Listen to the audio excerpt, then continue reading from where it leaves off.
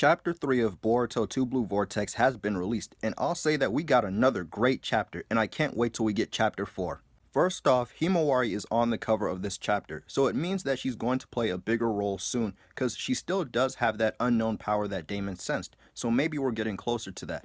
Now, starting off, the chapter opens up from where chapter 2 last ended off, with Boruto going on the attack with his new Rasengan. However, Code then creates claw marks and ends up behind Boruto getting ready to attack him, but he turns around and dodges and tries to hit Code, but he grabs his hand. Code tries to use his free hand to attack, but Boruto puts up his sword to block the attack. Code then activates his Karma Seal, but the new Rasengan begins to swirl around Code's arm, and Boruto tells him it's simple and easy to kill him. He then gives Code one final warning that if he doesn't take him to where the Ten Tails is, then he'll kill him.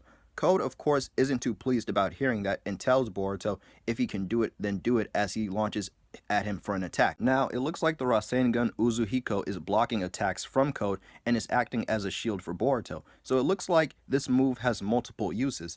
Code misses Boruto again, so he tries to attack again, but misses again, and thinks Boruto is dodging, but wonders how.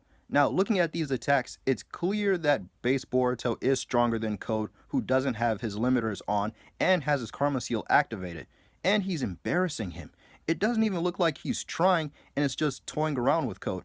It just looks sad on Code's part. I don't know if there's any redeeming Code at this point, because the guy couldn't even put up a fight and is getting manhandled. Boruto then strikes Code with the new ability, and it looks similar to when Naruto hit Kabuto with the Rasengan for the very first time, and this new move sends Code flying back with him landing on his feet, but he feels imbalanced, and every time he looks at Boruto, he sees some sort of vortex. So he asks him, what did he do? With Boruto responding that the power of the Rasengan he got hit with will never disappear, just like a planet never stops rotating.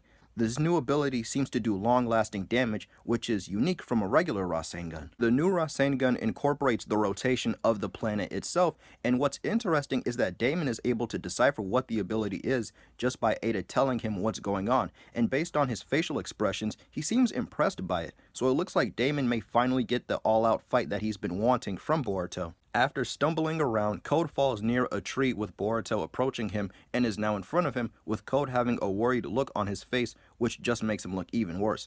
Boruto then alludes that he can stop the Uzuhiko if Code takes him to where the Jubi is, but before anything happens, Kawaki comes in with an attack towards Boruto, but he quickly dodges it.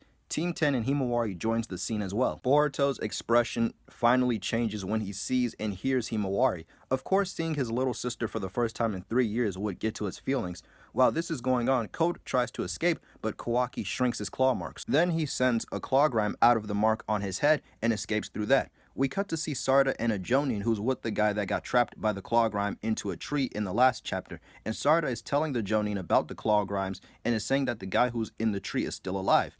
We then go back to Boruto and Kawaki, who finally have a face-off after not seeing each other in over 3 years, with Kawaki telling Boruto did he get adopted by Sasuke because of his new look. Now, despite that comment, however, Boruto says he's glad to see Himawari is doing well, and he's glad Kawaki's attitude hasn't changed. Kawaki then starts approaching Boruto, asking why did he return and that he's ready to kill him, but Boruto doesn't seem concerned with Kawaki and is interested in other things. Then, in a shocking turn of events, Boruto implanted a toad onto Code that looks similar to Kashin Koji's, which is very interesting because last time we saw him, he was severely injured. So did he recover and help train Boruto during the time skip along with Sasuke? The toad is communicating with Boruto, and it lets him know that he sees the Ten Tails in the dimension that it's been in, and we also see Bug has been trapped in a clawgram tree as well.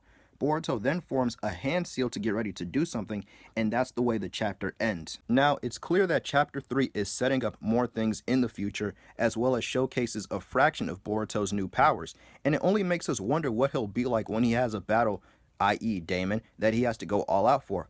Also, what will Code do now? And did Kashin Koji help train Boruto as well during the time skip? That's all for the video. Take care and have a great day, guys.